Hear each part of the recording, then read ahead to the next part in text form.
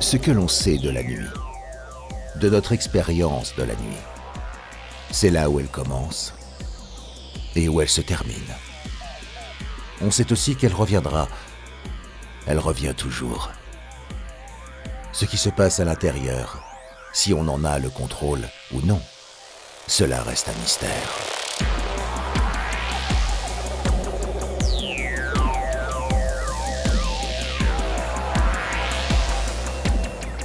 Lorsque le noir se fait, il ne s'installe pas, on allume les lumières. Lorsque le noir se fait, il ne s'installe pas, on allume les lumières. Lorsque le noir se fait, il ne s'installe pas, on allume les lumières. L'éclairage du premier lampadaire vient sécuriser notre entrée dans la nuit. On pénètre dans un espace domestiqué, en apparence plus apte à nous accueillir. L'arrivée de l'électricité va révolutionner l'atmosphère nocturne, urbaine et domestique. À ses débuts, ce phénomène était presque magique et les conséquences d'une telle énergie impossible à anticiper. Pourtant, elle est créée par l'homme.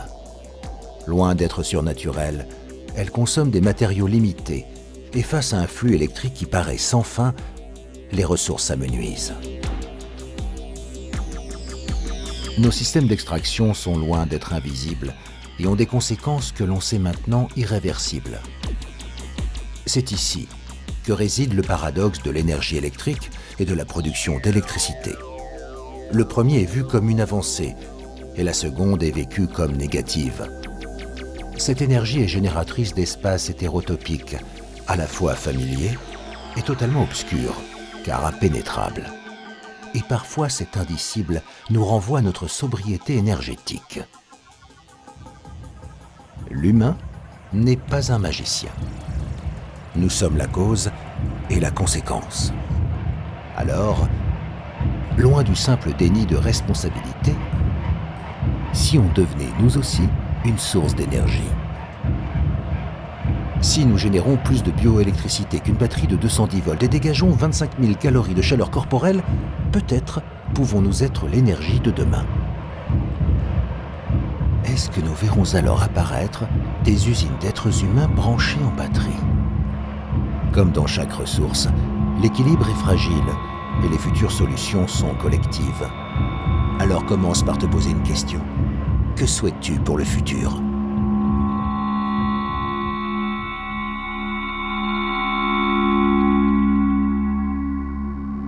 Est-ce que toi aussi, à la tombée de la nuit, tu imagines que toutes les lumières de la ville s'éteignent pour laisser la place aux étoiles ? On lèverait alors les yeux vers le ciel pour les contempler et se rappeler que depuis longtemps, elles sont des repères qui ancrent le temps et l'espace.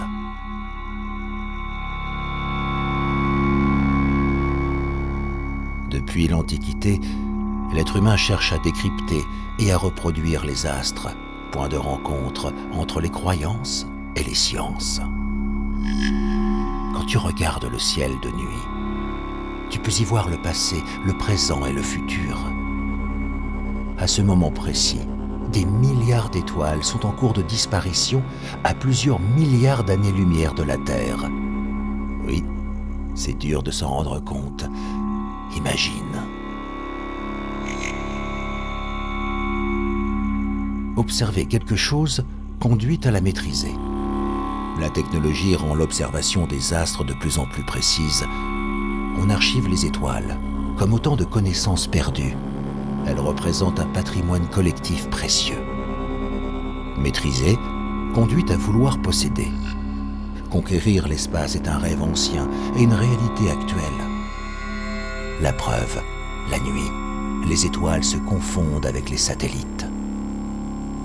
Ils sont résolument factices, non vivants. Nombreux sont désactivés. Pour certains, ils continuent à polluer le ciel, tandis que d'autres se retrouvent enfouis dans les profondeurs de la Terre. Pourtant, la conquête a une limite, celle d'être humaine.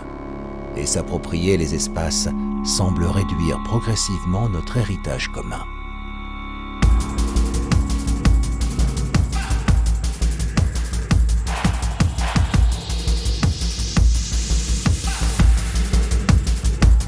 Vivre et évoluer dans la nuit modifie aussi bien les sensations que les perceptions. Ce que l'on pense voir ne l'est pas vraiment. On pénètre dans le monde des rêves et des illusions. On perçoit des choses qui n'existent pas ou qui ne sont pas au bon endroit.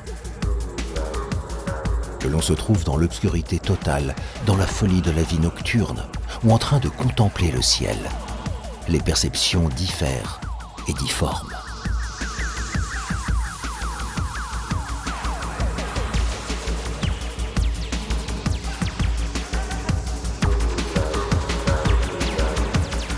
L'observation des astres produit aussi une expérience particulière du réel. Les outils pour capter l'espace permettent de le rendre audible à l'échelle humaine, de percevoir l'imperceptible et de le rendre visible.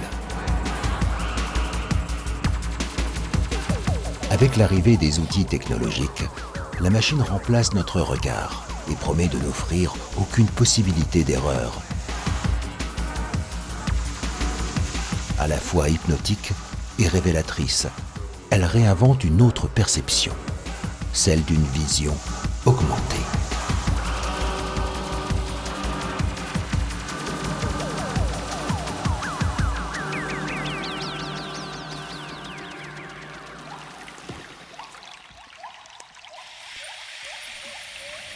Minuit est le moment où le temps s'étire et les formes prennent vie.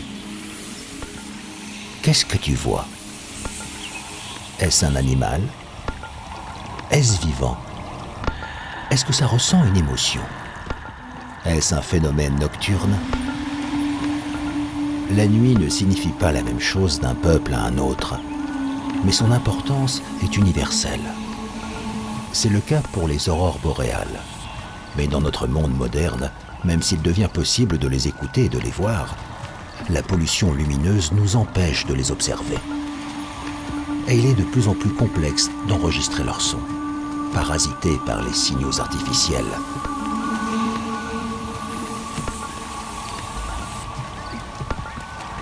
L'impossibilité de l'archive aura un impact sur les traditions et les cultures.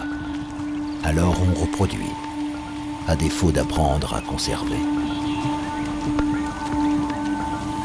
En tant qu'humain, il s'agit d'être vigilant à l'attention que l'on porte au vivant, même celui qui évolue sans nous, surtout à celui qui disparaît en silence, une île après l'autre.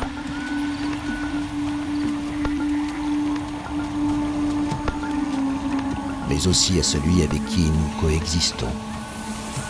La nuit crée un espace d'altérité où les limites s'estompent et favorise la rencontre entre la vie civilisée et la vie sauvage.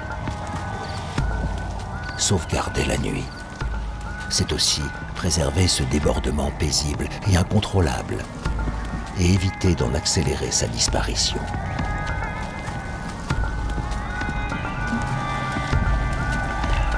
Là encore, la technologie et nos caméras infrarouges agissent comme des voyeurs. Et la contemplation devient petit à petit du contrôle.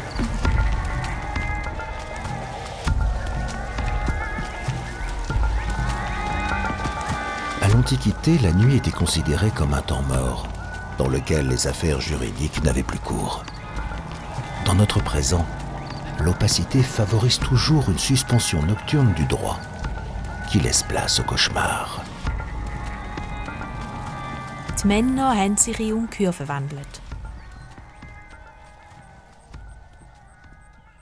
Sie sind im Wald herumgegeistert, bis zu dem Tag, wo ihre primitive Fortpflanzungsinstinkt geweckt worden ist.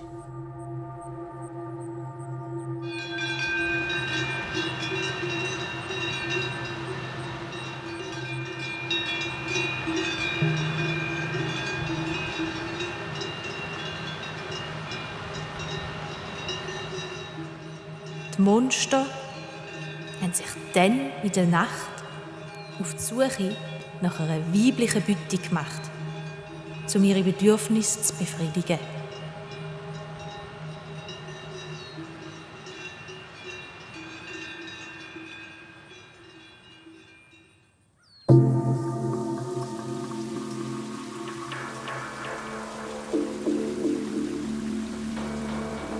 L'espace de la nuit est sélectif seulement si on le laisse être. Reconquérir l'espace de la nuit, inverser les rôles et bouleverser les codes peut transformer la nuit en un endroit d'émancipation. Encore faut-il le vouloir et le pouvoir. À l'origine encouragée pour créer un environnement sécurisant, les technologies sont devenues des outils de contrôle pour créer un lieu panoptique et sécuritaire. Toi qui m'écoutes sagement depuis tout à l'heure, tu pensais que la nuit pouvait être un espace de répit? Ouvre les yeux, tu te trouves malgré toi chronométré à l'efficacité. Vas-y, télécharge l'application pour comptabiliser ton nombre de pas en 24 heures, tu auras un bonus. Établis un programme de sommeil, géolocalise-toi et tu auras des bons points. Autant de données qui te filent entre les doigts et qui renseignent sur ta productivité. Je ne t'apprends rien. Nous sommes tous des datas consentantes.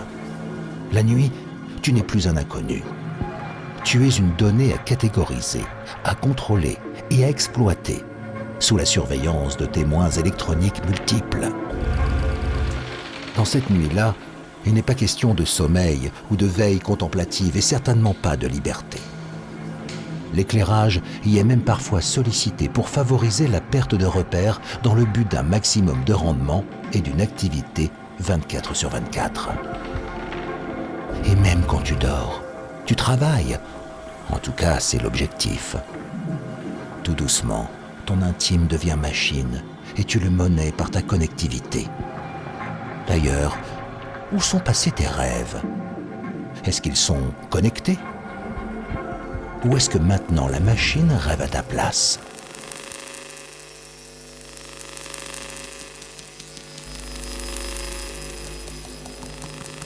Quand je somnole, je pense. Comment arrêter de penser? Et si je cesse de penser, est-ce que je pense encore? Suis-je en train de rêver? À quoi ressemble ce flux continu? Imagine si nous pouvions créer des formes avec notre esprit grâce aux algorithmes. Comment le cerveau illustrerait-il l'amour ou la liberté?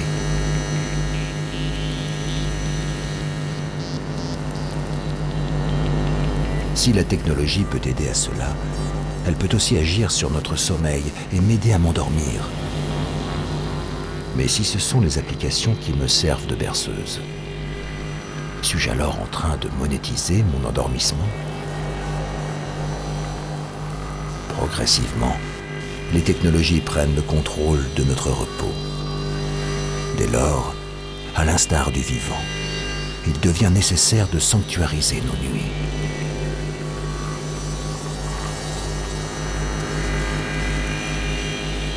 Dans un monde où tout est automatisé, où la technologie est omniprésente dans les villes, l'humain devient variable calculable. Et le robot, lui, se met à rêver.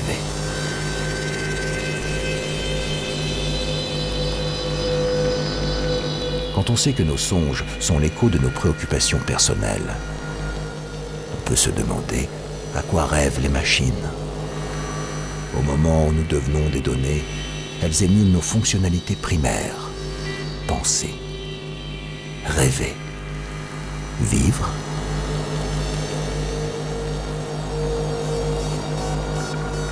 À savoir si cela nous amène à une symbiose ou à l'apogée d'un conflit. Ceci est une toute autre histoire.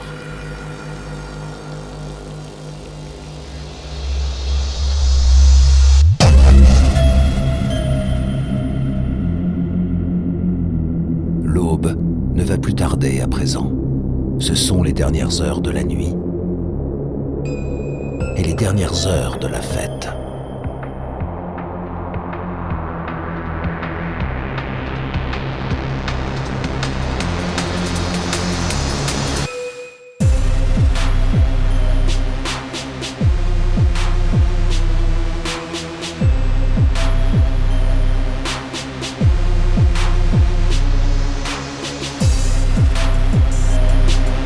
À l'intérieur d'une fête, il n'y a rien à montrer, tout à ressentir.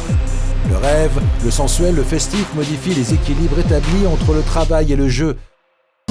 La raison et la passion, l'abstraction et l'émotion. Il compense la méfiance à l'égard de l'avenir et du progrès, ainsi que le manque d'investissement dans le futur.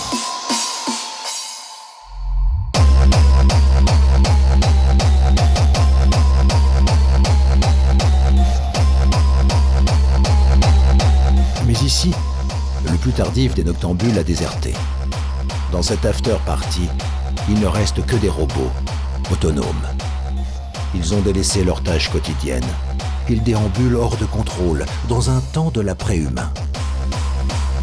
Incursion dans un intime machinique, ou représentation fantomatique de notre société actuelle, je ne saurais le dire. Mais possiblement que ce constat des machines à la fête donnera envie à l'humain que tu es de rejouer la partie.